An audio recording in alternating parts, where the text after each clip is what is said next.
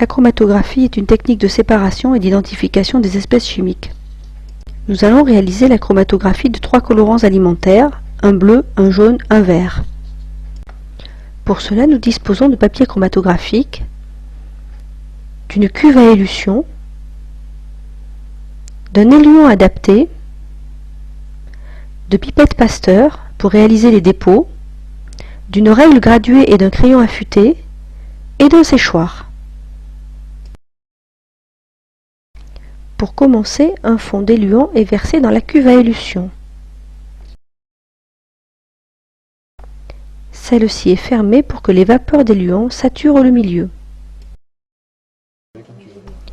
Pendant ce temps, on prépare la feuille de papier chromatographique. Un trait horizontal est tracé à 1 cm du bord inférieur de la feuille.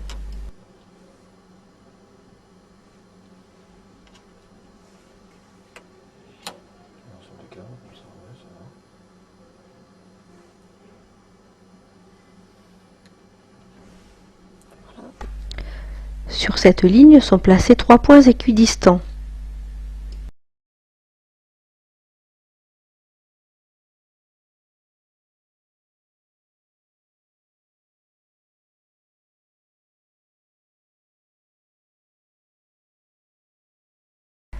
C'est sur ces points que seront déposés les colorants.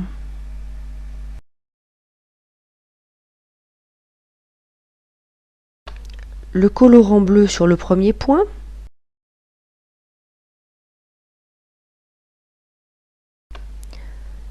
le jaune sur le deuxième,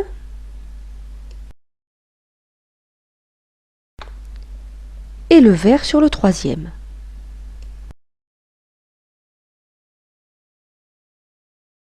Ces dépôts sont aussitôt séchés.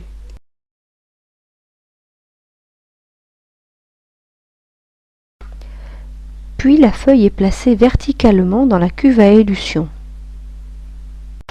La ligne des dépôts doit être au-dessus du niveau de l'éluant. La cuve est alors refermée.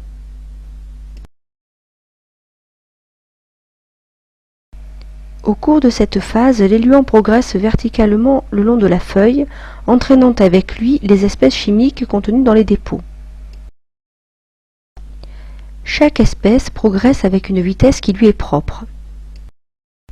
On observe ainsi que l'espèce bleue progresse plus vite que l'espèce jaune.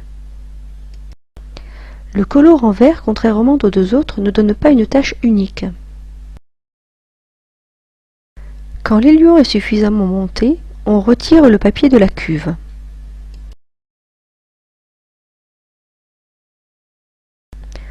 On marque d'un trait de crayon le niveau qu'a atteint l'éluant.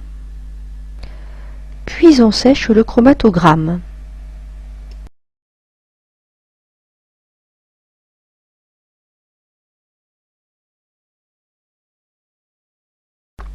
La ligne de front de l'éluant est matérialisée.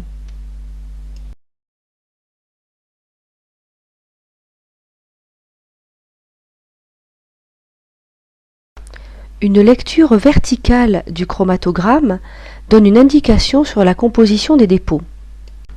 Le colorant jaune et le colorant bleu qui ne présentent qu'une seule tache sont des espèces pures. Le colorant vert est un mélange. Il est composé des colorants des deux autres dépôts puisqu'ils ont migré au même niveau.